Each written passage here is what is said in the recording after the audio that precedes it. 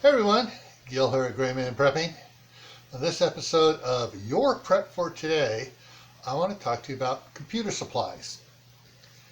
And I know some are going to go, why do we need to worry about prepping computer supplies if we're prepping for the end of the world? There's not going to be any use for computers. Wrong.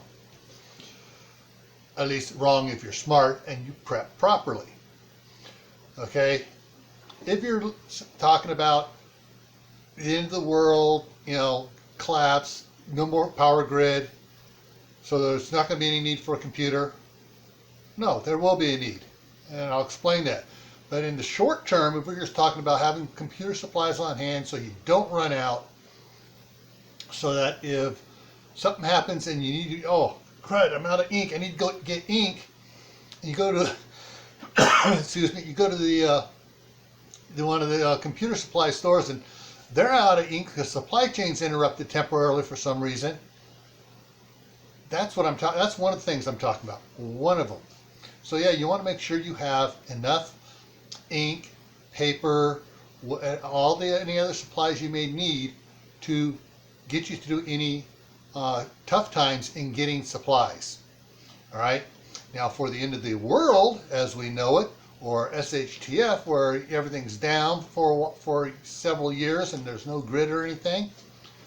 Well, just because there's no grid doesn't mean that you won't be using your computer if you have taken the proper steps to make sure that you can use it.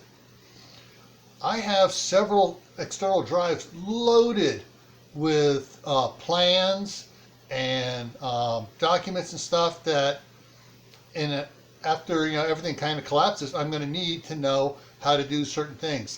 I got manuals on how to build things like a gasifier, how to build a water wheel generator, how to do all these different things of how to do that I don't need to do now and I really can't do now.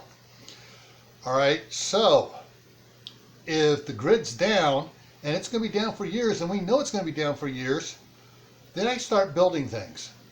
But if I don't take the steps to get the supplies from my computer to keep it going, then all that data I have stored on those drives aren't going to do me good. So what sort of supplies am I talking about? Well, I'm talking about lots of printer ink, lots of paper to print stuff off on.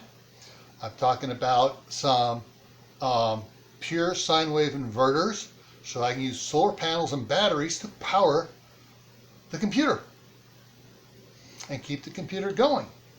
And I know someone's going to fire off in the comment section and, well, what about if it's an EMP? Well, that's why I've been talking about for years now about these EMP bags that you can put a laptop in, you can put all the your backup external hard drives in, and they're protected from the EMP. You can get a small printer. It'll fit in one of those EMP bags too. You get a brand new little inkjet computer, printer. Sorry, not computer, inkjet printer. Of course, you no longer get them for $39 or $49 anymore. But if you'd gotten one, you put it away, and you're good. And if it is a CME that causes a EMP that takes out the grid and everything else, you wait a couple weeks, pop it out, and you're going again, and you can print your stuff off. Taking the time to get the supplies to get through whatever type of event that you're worried about for your computer will help to make sure that you have a computer that's functioning, whether it's just a supply chain problem where you can't get printer ink or printer paper, or whether it's a grid down, or whether it's a CME producing an EMP. So think about it, figure out what you need for your computer to keep it going when everyone else's fail.